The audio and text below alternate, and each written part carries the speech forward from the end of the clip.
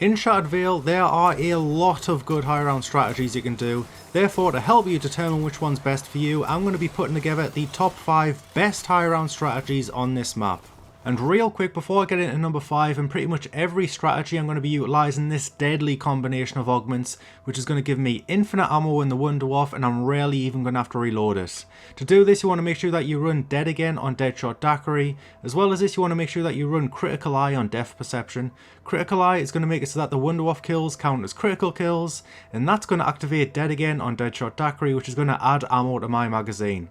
So coming in at number 5 is going to be the Spawn Room Dark Ether Trap strategy. In the spawn room there are a lot of spawns, so you'd think that this would be a reasonably slow strategy. However, whenever you activate this Dark Ether Trap, it's going to create 3 Dark Ether pools, and all of these pools are actually in really great spots, making it so that you're killing a lot of the zombies as soon as they spawn.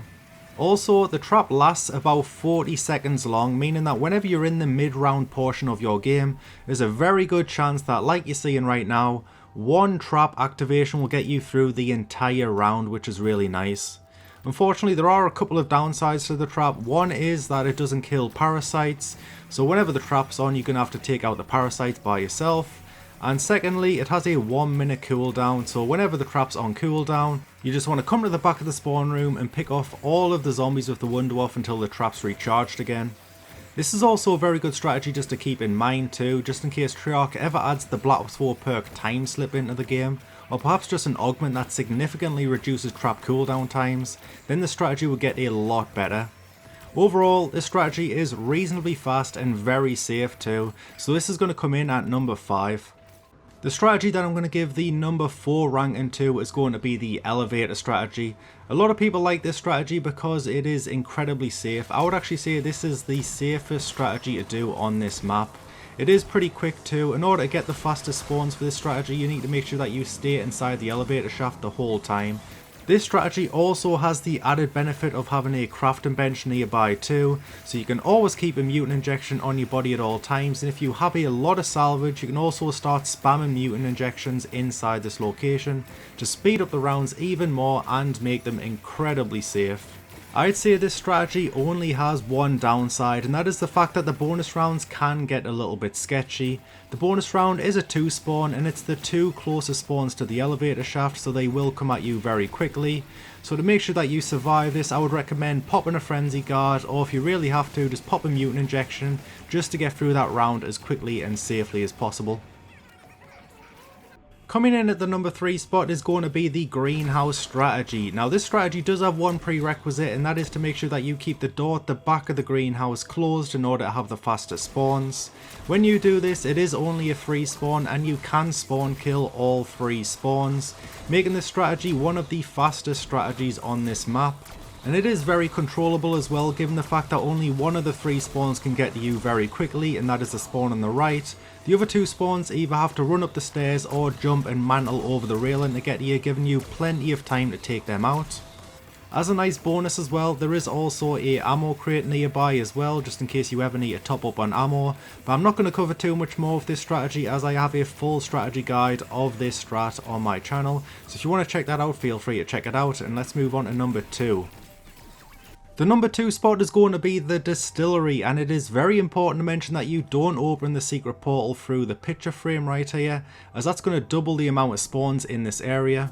The distillery is a secret room on this map, so in order to gain access to it, you want to pick up this sconce opposite double tap right here, then place it on the wall next to the Juggernog machine, do a quick Simon Says. Once completed, you will be able to gain access to the distillery. Now this strategy does get very hectic, so what I'd recommend doing is jumping on top of 3 barrels opposite the computer next to the picture frame. When you jump on these 3 barrels right here, you will be able to see all 3 spawns inside this room. So assuming you spawn killing these 3 spawns, this will make this strategy the fastest strategy on this map. Unlike the previous strategy where you can take your foot off the gas a little bit and kill at your own pace, this strategy you kinda have to spawn kill, because if you're not spawn killing, you're getting overrun. Unfortunately, there are no ammo crates or crafting benches next to this room, so whatever you bring with you to this room is kinda what you're stuck with.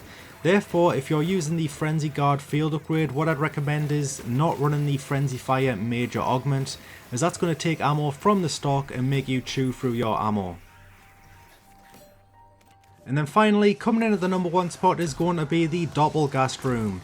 In order to gain access to this room, you need to input the correct code into this keypad right here, release the Doppelgast, kill him, and you will have access to this room.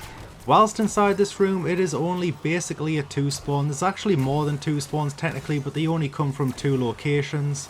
And I'd say it's the perfect blend between a very fast strategy and a very safe strategy. I believe the 2nd and 3rd rank strats are a little bit faster, however the added safety this strategy provides gives it the number 1 spot. On top of that as well, there is also a ammo crate and crafting bench nearby too that gives it bonus points, and the only downside, similar to the elevator strategy, is the fact that these bonus rounds do get a little bit sketchy. The toxic zombies that spawn on the left, no matter where you stand in this room, will damage you. So again, just like the elevator strategy, I would recommend popping a frenzy guard to get through these rounds, or just popping a mutant injector. And that's going to be it from me, so if you enjoyed this video, be sure to give it a like. If you're new, subscribe, and I'll catch you in the next one.